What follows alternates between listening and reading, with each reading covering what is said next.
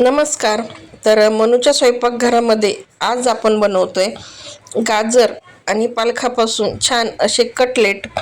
तर हे कटलेट तुम्ही मुलांच्या डब्याला पण देऊ शकता आणि स्नॅक्स टाईममध्ये खायला पण खूप छान आहेत. तर चला हे गाजर आणि पालकाचे कटलेट कसे बनवलेत हे मी तुम्हाला आज दाखवते.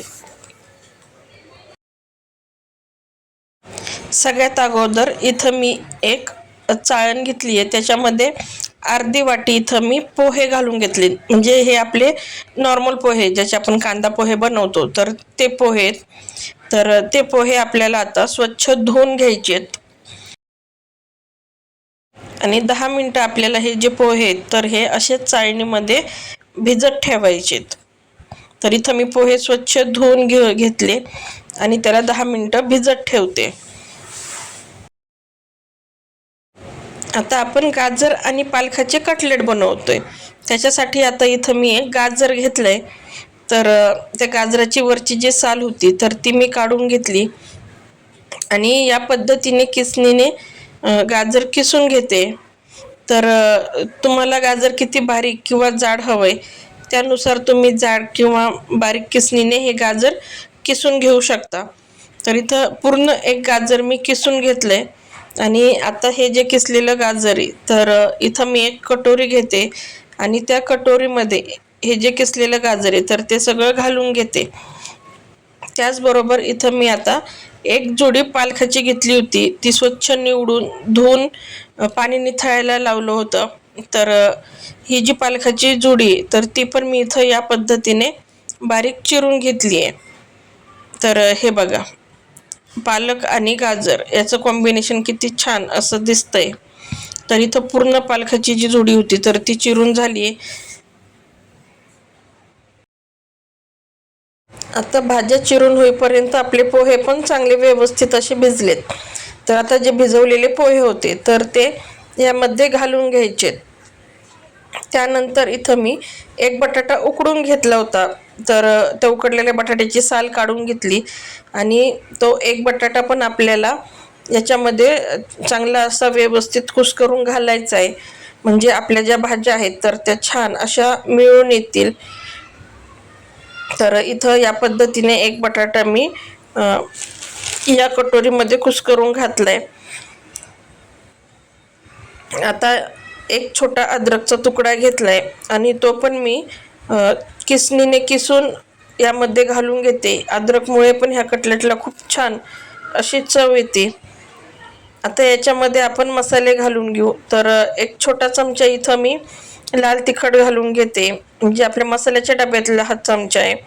त्याचबरोबर इथं एक चमचा धन्याची पूड घालून घेते आणि आपल्याला याच्यात आता चवीप्रमाणे मीठ घालून घ्यायचं आहे. तर इथं जर मुलं तिखट खात नसतील तर तुम्ही मिरची पावडर नाही घातली तरी पण चालेल. आणि आता याला बाइंडिंगसाठी इथं मी एक चमचाभर बेसन पीठ घालून घेते. सगळ्यात शेवटी आपल्याला याच्यात एक अर्ध लिंबू घालून घ्यायचं आहे. तर हे बघा, या पद्धतीने अर्ध लिंबू मी यामध्ये पिळून घेते. आता ह्या ज्या गोष्टी आहेत तर ह्या आपल्याला छान व्यवस्थित अशा मिक्स करून घ्यायच्यात. म्हणजे आपण जसा पिठाचा गोळा मळतो ना, तर त्या पद्धतीने पूर्ण जे साहित्य आहे तर ते छान असं एकजीव झालं पाहिजे. तर मी हातानेच व्यवस्थित असं हे जे सगळं पीठ आहे तर ते व्यवस्थित असं मिक्स करून घेतलंय. आता काय केलं, आपल्याला याचे कटलेट बनवायचे म्हणून हाताला थोडंसं तेल लावून घेतलं आणि या पद्धतीने छोटासा गोळा घेऊन त्याचे इथं कटलेट बनवून घेते. तर तुम्हाला कोणता शेप पाहिजे त्यानुसार तुम्ही इथं हे कटलेट बनवू शकता. मी आपला नेहमीचाच राऊंडवाला शेप बनवते. तर बनवायला खूप सोपे आहेत. तर हे बघा, इथं एक कटलेट बनवून झालंय. आता याच पद्धतीने राहिलेले सगळे कटलेट मी बनवून घेते.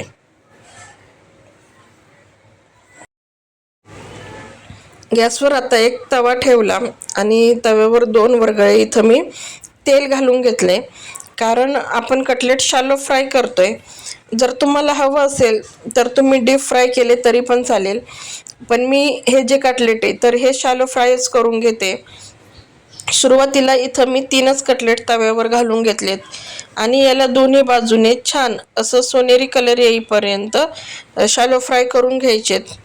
जास्त वेळ लागत नाही, झटपट हे कटलेट शॅलो फ्राय होतात. पण जेव्हा आपण हे कटलेट शॅलो फ्राय करतो तेव्हा गॅस खूप फुल ठेवायचा नाही आहे. मध्यम आचेवर आपल्याला हे जे कटलेट आहे तर हे शॅलो फ्राय करून घ्यायचेत. म्हणजे कटलेटची जी आतली बाजू आहे तर ती छान अशी फ्राय होईल. तर हे बघा, इथं मी दोन्ही बाजूने हे जे कटलेट आहे तर हे शॅलो फ्राय करून घेते. तर हे बघा, अगोदरचे जे कटलेट होते ना तर मी या पद्धतीने ते तव्याच्या कडेला लावून घेतलेत आणि पुन्हा एकदा शिल्लक राहिलेले कटलेट मी तेलामध्ये घालून घेतलेत. तर अशाच पद्धतीने आपल्याला हे जे सगळे कटलेट आहेत तर ते व्यवस्थित असे शॅलो फ्राय करून घ्यायचेत. बघा, छान असा सोनेरी कलर पण आपल्या कटलेटला आलाय. तर अशा पद्धतीने इथं आपले गाजर आणि पालकाचे व्हेज कटलेट बनवून तयार झालेत. तर आतून पण एकदम छान असे व्यवस्थित शिजले गेलेत, कुठेही कच्चे राहिलेले नाही आहेत. तर हे कटलेट तुम्ही मुलांना डब्याला पण देऊ शकता किंवा स्नॅक्स म्हणून पण खूप छान लागतात सॉससोबत. तर आजची ही रेसिपी तुम्हाला कशी वाटली हे मला कमेंट करून सांगायला विसरू नका. आणि अजूनही मनूचं स्वयंपाकघर या माझ्या चॅनलला सबस्क्राईब केलं नसेल तर नक्की सबस्क्राईब करा आणि बाजूला जे बेल आयकॉन आहे त्यावर क्लिक करा.